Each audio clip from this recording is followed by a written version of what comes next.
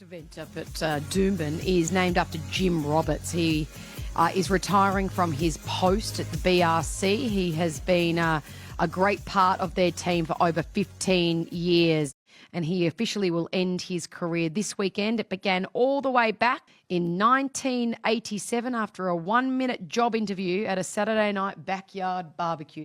And he's certainly been worth the 1-minute interview, hasn't he, with that such long service, and sending him all the best for a very long and happy retirement. When you become a track manager, it's virtually a 7-day-a-week job. It's not, you don't knock off on a Friday afternoon at 5 o'clock and come back at 8 o'clock on a Monday morning. You've still got so the responsibilities are, looking after, it's a living product. Maintenance-wise, with fertilisers, insecticides. In track management, that a lot of people don't really understand, and then mowing, and just generally, setting up programs to look after your track for racing. Yeah, so a big involvement.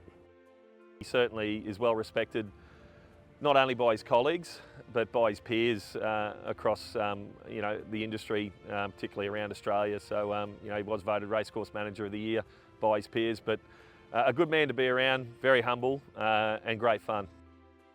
His contribution, as mentioned, through significant challenges, really getting Doomben through a couple of real busy years, taken on that challenge late in his career and really excelled at it. I think Jim's legacy has been the team that he's built around him, their attitude, their professionalism, their commitment to work. He's got a really great team. He's left us in great shape.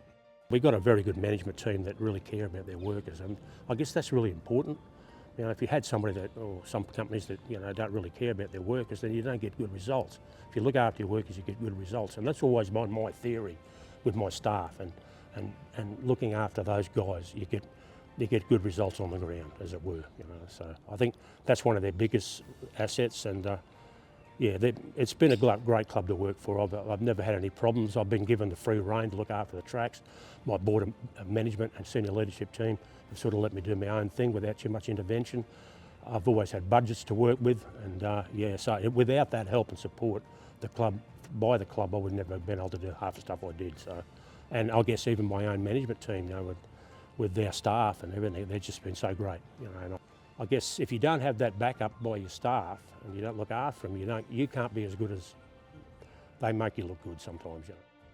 Jim's been someone that's been really willing to share his knowledge and expertise, not only within our club but across the industry, and I think that's a real mark of the contribution he's made, not only to the Brisbane Racing Club but to racing overall. His legacy is the team that he's built, most definitely. But look, I think Eagle Farm's issues have been well spoken about, and the fact that he found a way to navigate those and get Queensland's premier track up and firing, and now for it to be regarded as clearly one of the best tracks consistently in Australia is a real credit to him. But I think the way that he and the team carried Doomben through those times as well, that track has been a true warhorse for the industry. It's never let us down, no matter the workload, no matter the weather. They've always been able to present that track in great shape and continue to do so. And Jim obviously deserves a lot of credit.